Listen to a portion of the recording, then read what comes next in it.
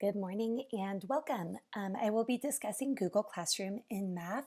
I presented this last weekend at the Q Rockstar Math Edition, the very first Q Rockstar Math Edition, and several attendees that were unable to come to my session because there were just too many good sessions offered asked if I could do a screencast on my Google Classroom and math session because they've been very interested in how we would use Google Classroom in math.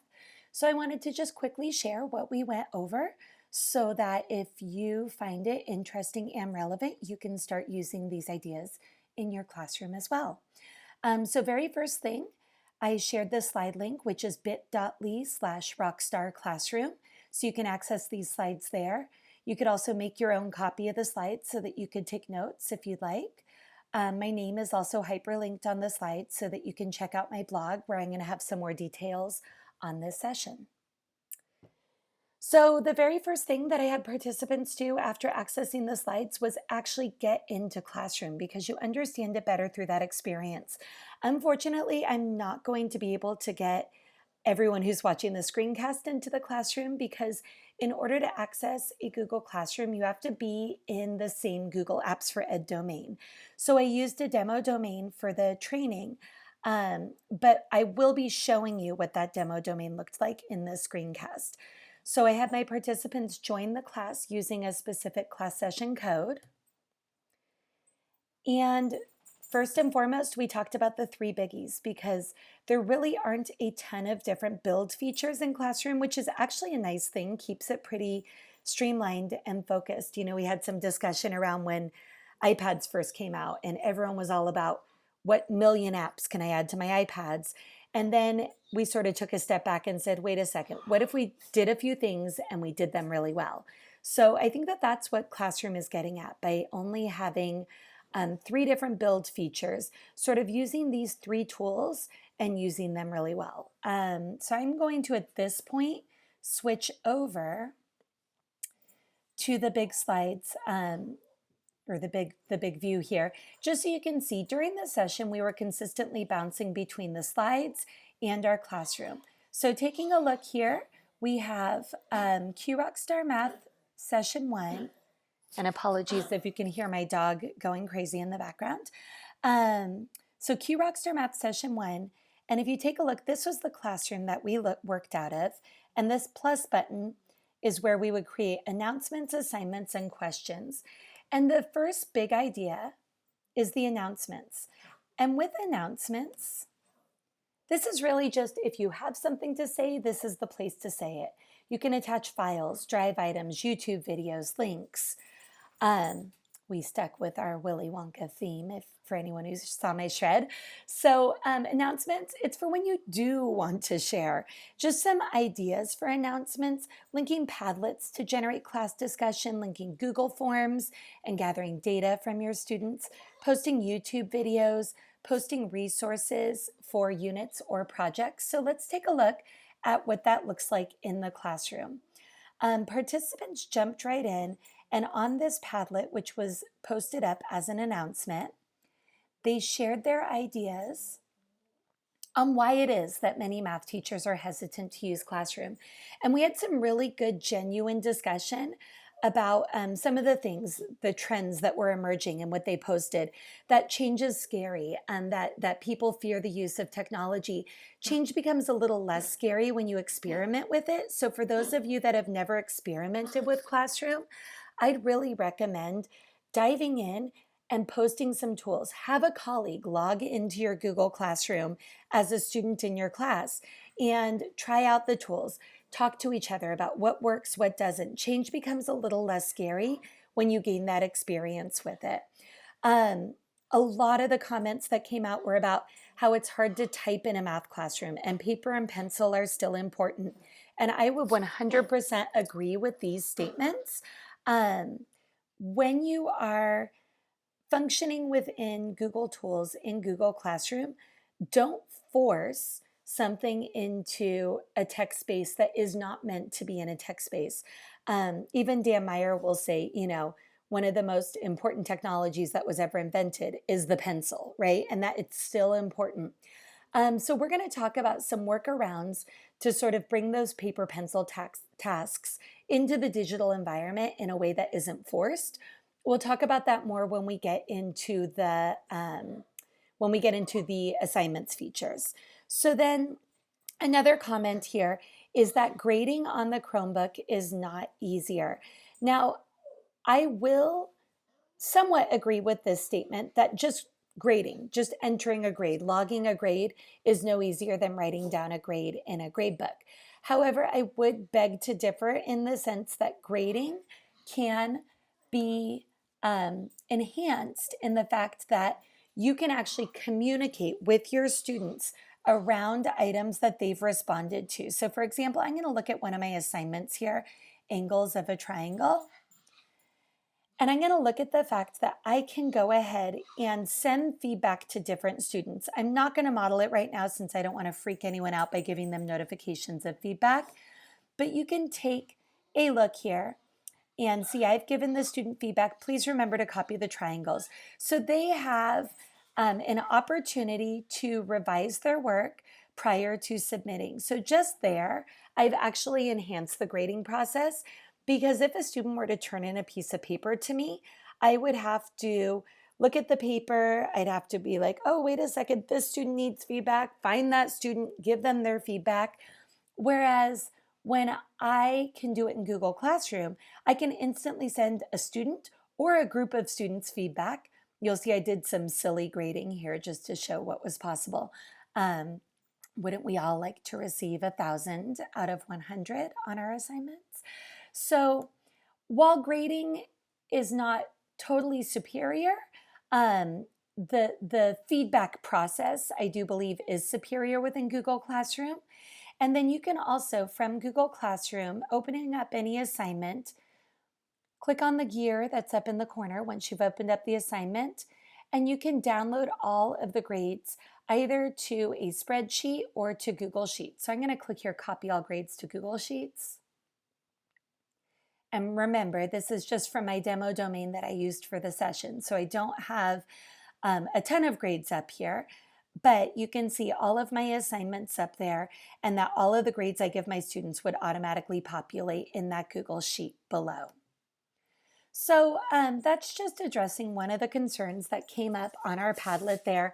As you can see, there's a lot of genuine concerns. So these are things that you want to work through with your colleagues, that you want to work through genuine conversation with your students. Are you finding what we're doing in classroom better than what we used to do with the textbook and the paper and pencil, or are you finding it hindering or cumbersome?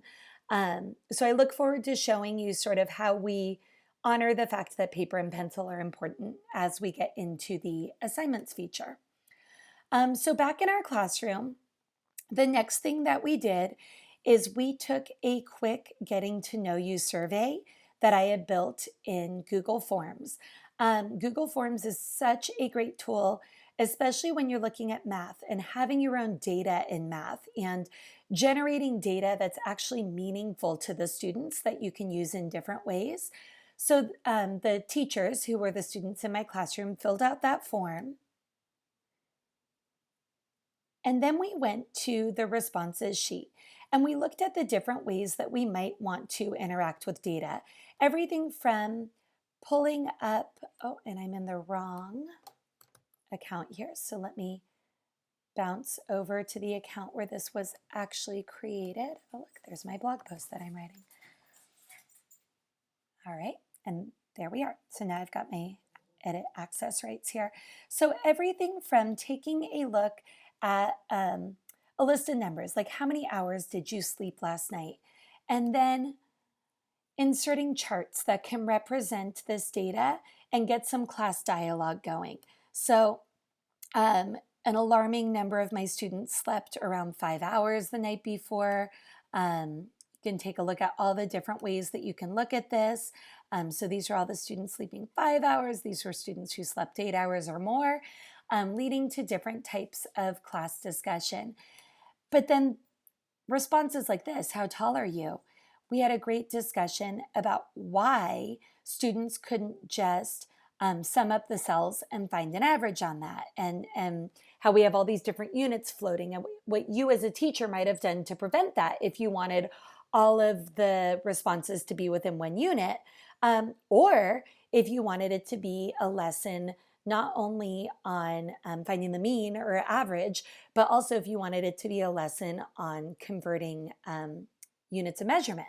So we took a look at that. We also took a look within the form how it automatically generates a sheet of data, and depending on your settings, you can, let's see, I'm going to give some dummy data here so I can pull it up quickly.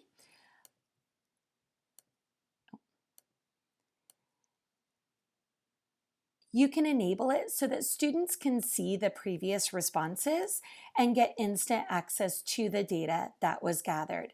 So you can see it pulled up, nice little pie chart on how many hours people slept last night, pie chart on siblings, pie chart on first time attending a Q Rockstar event. So there's a lot that you can do with the data generated in Google Forms. And again, in Google Classroom, we are still just in the announcements feature there. So now we're going to bounce into my favorite feature, which is the create assignment feature. I think when we're talking SAMR model in tech integration, which is, substitution, you're just using the computer to do something you could have done otherwise. Augmentation, you're using the computer to make something you would have done otherwise a little bit better. I think that's sort of where the gradebook feature falls in the SAMR spectrum there. SAMR, S-A-M, modification. You're taking something that you would have done and modifying it in some way that you couldn't have done without the use of technology. And then redefinition, you are taking it to a whole different level. So I think that this could fall in modification in terms of teachers being able to push out copies for each of their students, the students being able to instantly submit that copy back to the teacher for feedback, teacher being able to provide feedback, and so on and so forth. I'd be open for other arguments of where that falls in the SAMR model, because I think SAMR is something that's meant to be debated. But within this feature, you can assign docs, sheets, slides, drawings to your students and give each student their own copy. So first tool that we explored was drawings. I linked these great resources from Eric Kurtz, who provides some pretty fabulous Google tools out there. So, and we actually dove into one of his lessons there. So I'm going to go down here, show you sort of how I would create this assignment. So first was announcement. We covered that. You basically are just posting links, putting words, throwing it out there. Assignment is a little more complex. So I'm going to show you here. You would give your assignment some sort of title. And again, I'm not doing a real assignment now, so I'm just going to kind of make it fun. Math, yay. And I'm going to select that I want to assign something out from my Google Drive. So the one that I used for this particular assignment was angles of a triangle. And right here is where the magic happens. I can make a copy for each of my students. You might also consider changing the due date, just because some students can get due date anxiety if you make the due date way earlier than you intend it to be, and they get that red exclamation mark that their assignment is overdue. And then you can also assign it out to multiple class sections, which I know for our middle school and our high school teachers, this feature is crucial. So at that point, I would either assign it or I would schedule the assignment for when I would like it to post out to my classroom, which is a newer feature in Google Classroom this year, which is pretty awesome. All right, so back to it. We've got the first assignment that we did was angles of a triangle, and students were tasked with using their copy, paste, and rotate tools to show why it is that when you add up all three angles of a triangle, you get 180 degrees. And I'll bounce back and show you some of the finished products there that I think actually did prove this well.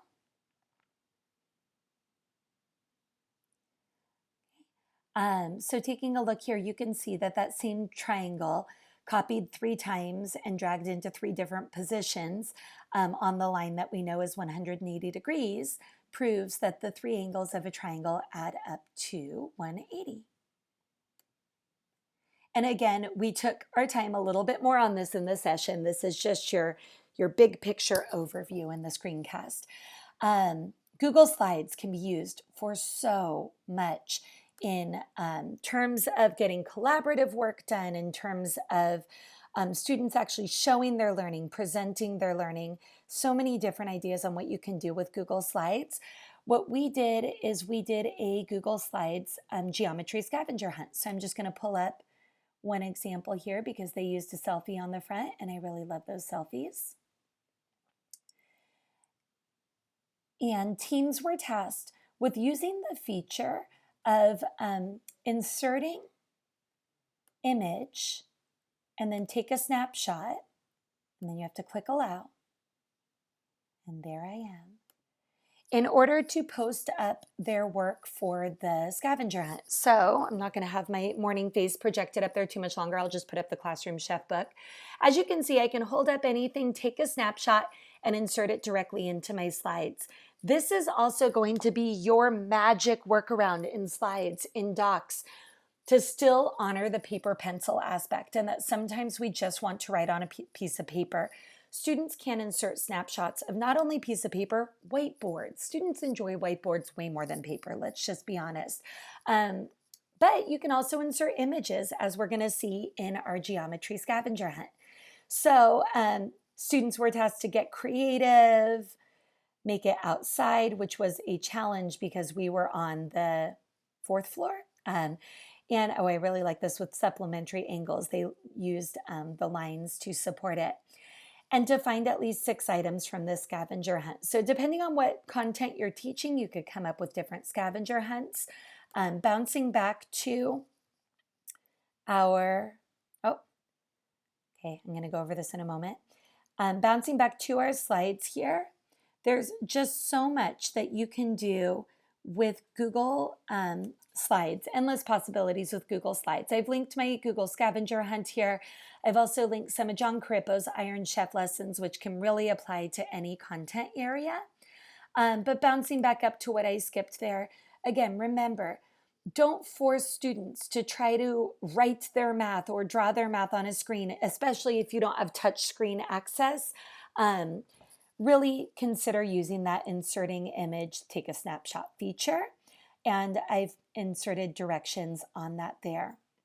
I also put in here on the slides just a link to Alyssa Starr from the Union School District. She's using Google Docs for math notes and some real innovative ways using the insert snapshot feature. So if you want to check out some examples of what she's doing, that is up there. Also too, if you did want to actually write in doc sheets forms, you can do this with the math add-on GMath and enabling GMath in student responses. And then they actually could write, and you actually can generate the equations there. I just invite you to think, when is it necessary and when is it not, before forcing yourself into using that add-on. It's a pretty cool add-on, worth exploring. Flubaroo for Sheets is also one of my favorite add-ons that can instantly grade assignments that you have done through Google Forms and populate it right into a sheet. All right, so next we dived into how can you use Google Sheets in the Create Assignment feature. So back in my classroom here, I assigned out some word problems that the amazing Fan Nguyen provided at a session I attended of hers at the Google STEAM training. And I'm going to open that on up here. You can see there's actually some solutions on mine at this point since I did some demos with the participants. But basically, they were given a question, and then they were asked to identify what are the different quantities involved and how are they related to each other. And then they were tasked with solving it using a spreadsheet. So I did the measurement of a field problem with them. I also did the chocolate problem with them. Doesn't look like I did the age problem with them. So let's dive into that one here. And these are just screenshots of simple problems pasted into an Excel spreadsheet. And then I put the different problems on different tabs just for organization's sake. So we have Mary's brother is 5 years older than she is. The sum of their ages is 33. How old are Mary and her brother? So I'm going to start by defining Mary's age here on the spreadsheet. And then I know we're also going to be looking at her brother's age.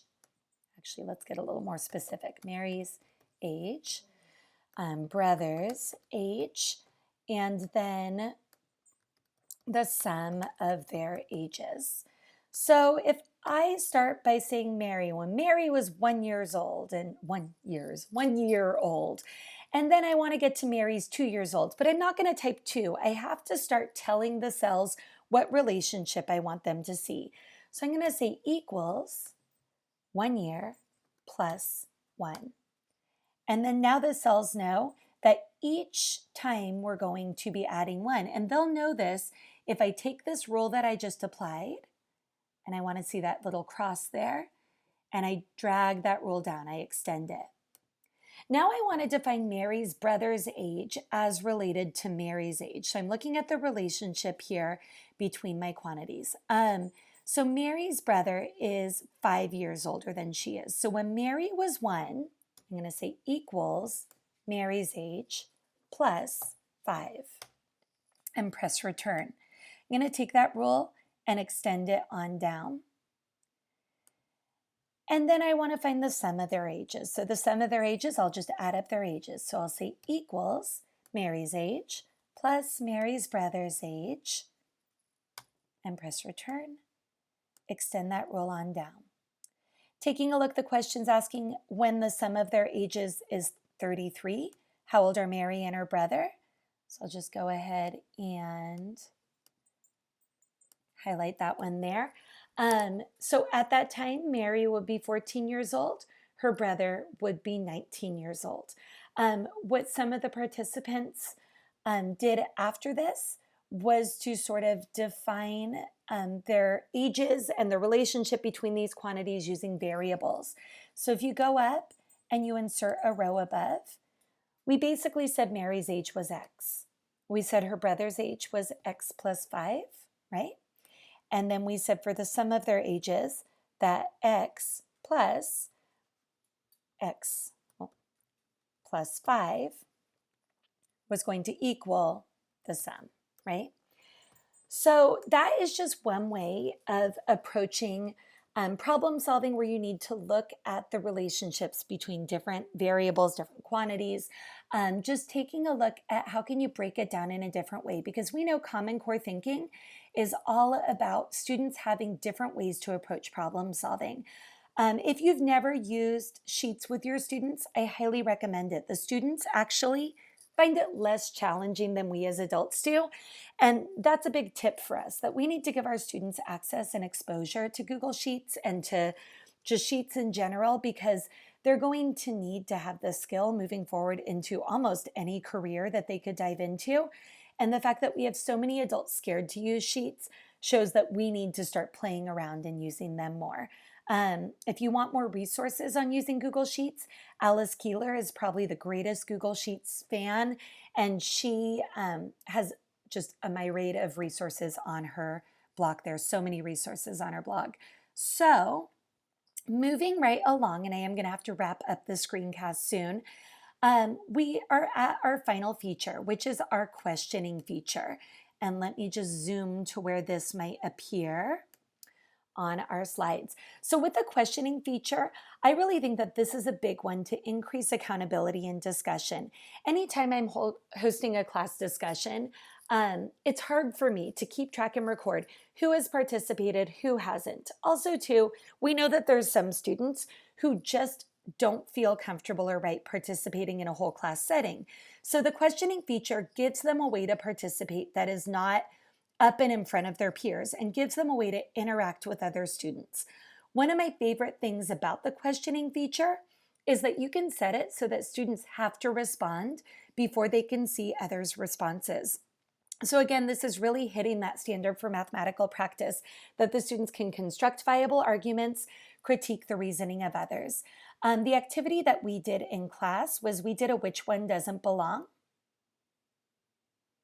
And this is John Stevens' website, wodb.ca, and I believe I posted that in the slides as well. And the participants went to a corner of the room. We played 4 corners, based on which spinner they thought didn't belong. They talked in their groups. As a group, they came back to present back to the other groups which one doesn't belong and why. And then they were sent back to their seats. And back at their seats, they were tasked with posting up their final thoughts on which one doesn't belong and why, and then replying to at least 3 of their classmates' posts, saying if they agreed or disagreed and why. So you can see, even as adults, we might have a little work to do on our responses, but that's just one idea of how to use the questioning feature there in Google Classroom.